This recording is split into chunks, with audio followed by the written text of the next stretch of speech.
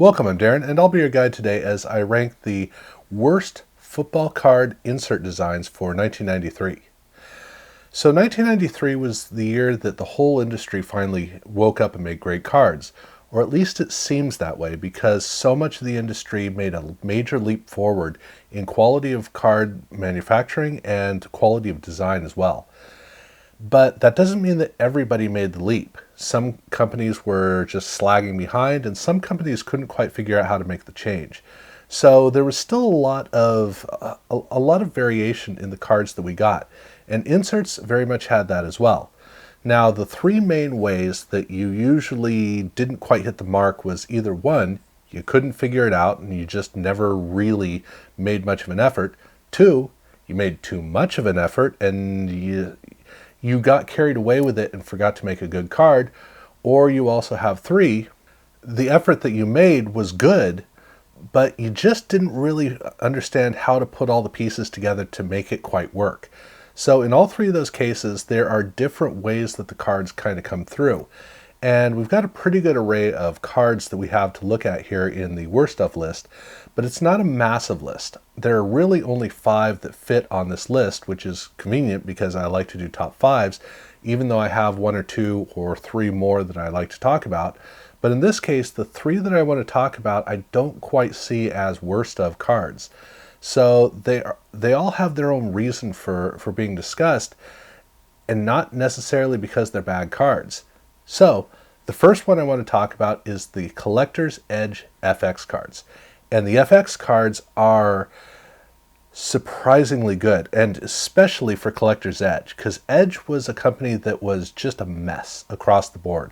It's really what I like about them is that there's just so much chaos going on, and they rarely really made anything that absolutely succeeded on every single level.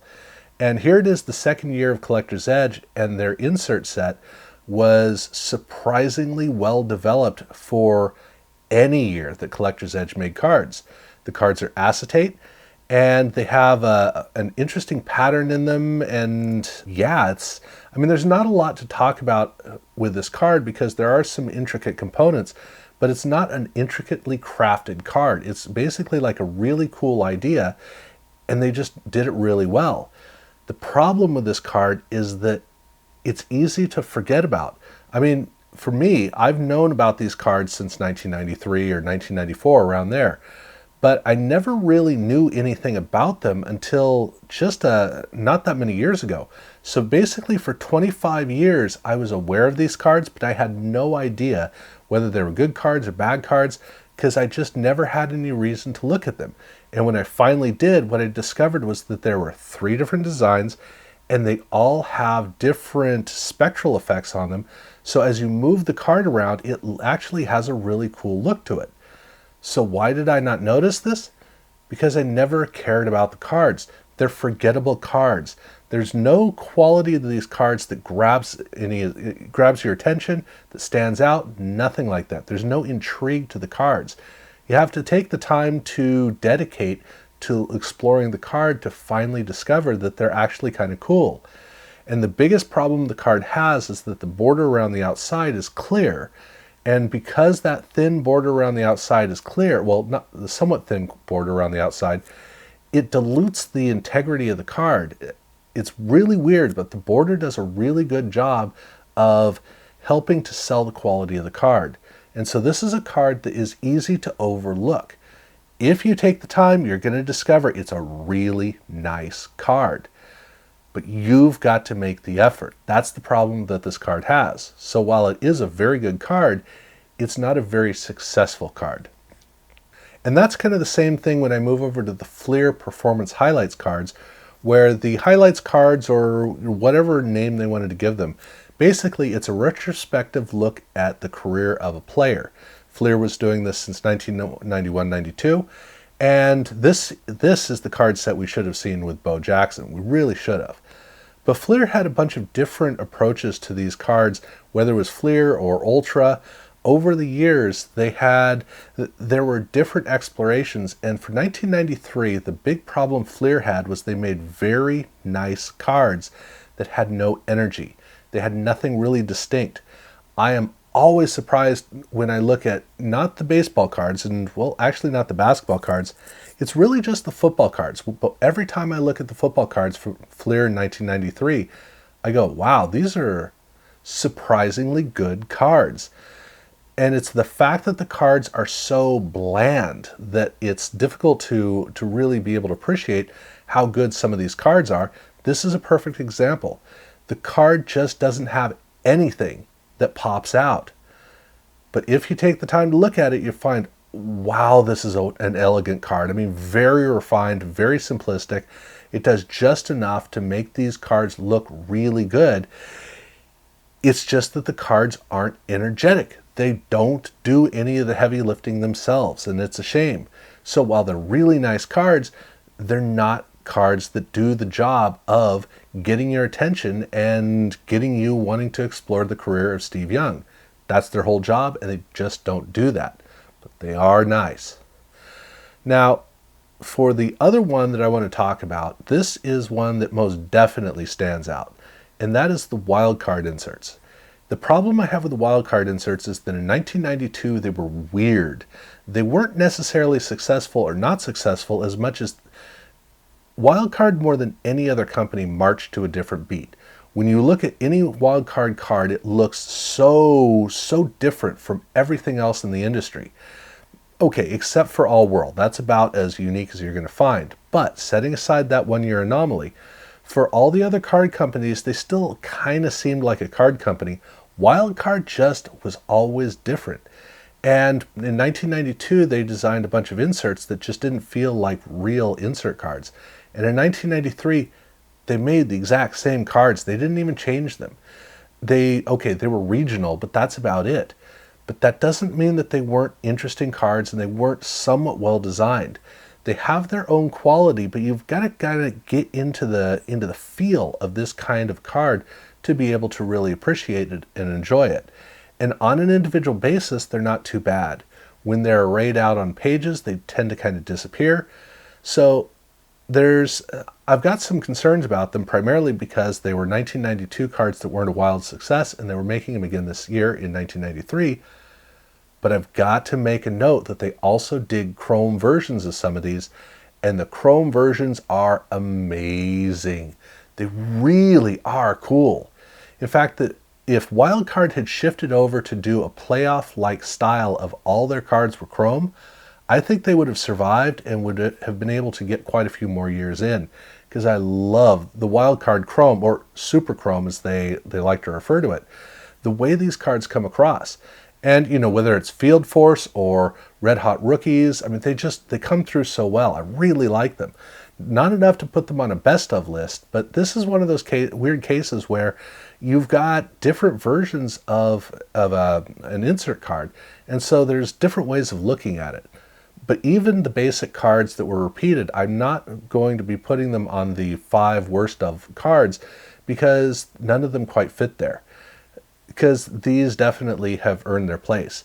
And at number 5, I have Pro Line LP, or limited print. Now, for Pro Line, the big problem with 93 was that it's a clunker of a year. And for Pro Line, they had 2 interesting years in the first 2 years, although it wasn't really cohesive. And then 94 and 95, they hit their stride. But in between those 2 years was 93, where it was not a good design year for them. They just did not succeed at it. And the LP cards, the whole point is that they're limited print cards that are like the main cards in the set. So they look the same, but they don't do anything special. Look, if you're going to make an insert card, make an insert card. Don Russ used to do this for years. They would just make a regular card that had a different number, and you got a bonus card. Whoop-de-doo. If you're going to make an insert, make it special, and they didn't do that. That's the big problem with this, and some of these cards really do look pretty lousy. So then at number 4, I have Pacific Picks the Pros. And this is kind of weird for me because I've never been a big fan of Pacific Picks the Pros, but for some reason the 93 cards, I don't mind. I think they actually kind of turned out well. Now maybe it's just that the images tend to read better, or I don't know. But for whatever reason, it's not as frustrating for me as in previous years. It just doesn't, or it comes across well enough that it actually finally looks the way that I think they were trying to make it in 1991. And I honestly don't know what the difference is, why this one seems to read better than the previous one, but I really do assume it has to come down to the pictures. It's the only thing I can imagine. But Pacific is not out of the woods with Pacific Picks the Pros ending up at number 4, because at number 3 I have the Prism inserts. And the Prism inserts are, so they did 2 different versions. They did a triangular prism, and then they did a circular disc prism. And the circular disc prism is the one that really doesn't work. The triangular one works a lot better, but still, it just doesn't look great.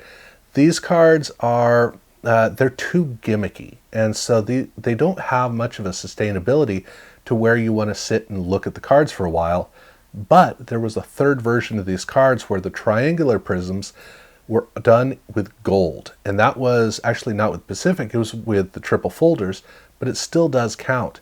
The cards for the gold version of the cards actually do look really good.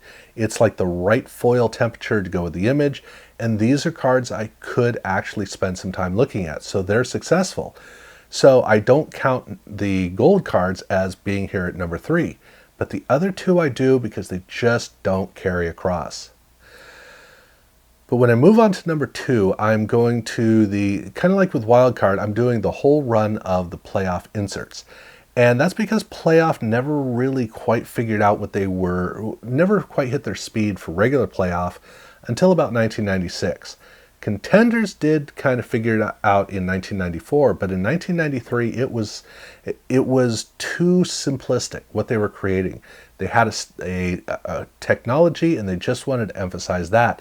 And even with the inserts, you can see these blocky cards are exactly that.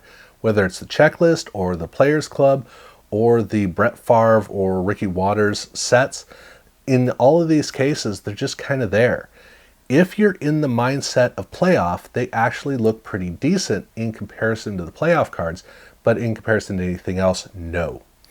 But I do have to acknowledge that in the case of the playoff club cards, these ones are the best of the group. I'm not going to put them up at number 3 or number 4. I'm going to keep them here at number 2 because overall they're just really bland cards, but it is the best of the group. But they're definitely not number 1, because to me that's hands down action-packed quarterback club. I really don't understand why they actually went through with this. Now, in 1992, they started doing gold leaf covered cards where the whole card was done just in straight gold. And it was a cool idea primarily because it was a parallel to a regular card, so it was like a straight variation and you could relate the two. But if you got one standing alone, it doesn't really read too well because it's too much gold. It gets boring.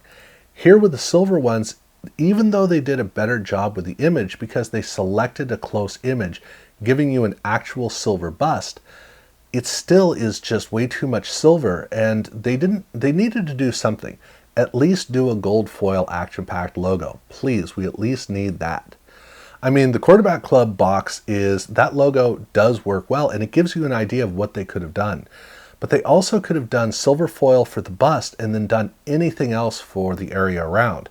Anything to break this thing up, but it's just way too much silver. It just gets lost. So to me, this is definitely the worst of all of the football inserts for 1993. So if you disagree with this in any way, if you think there's a difference, or if you think there's a card that should have been on the list, I'm very interested to hear what you think should have been on here. So definitely let me know about that. Now, if you haven't subscribed to my channel, I do urge you to do so and check out my other videos. And thank you very much for watching.